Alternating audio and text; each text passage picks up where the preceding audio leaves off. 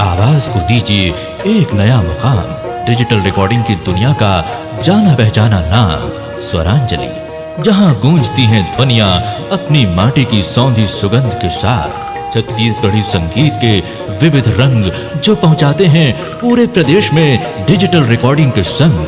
Swaranjali studio, Nemichand गली number 2, Ganjpara, Raipur.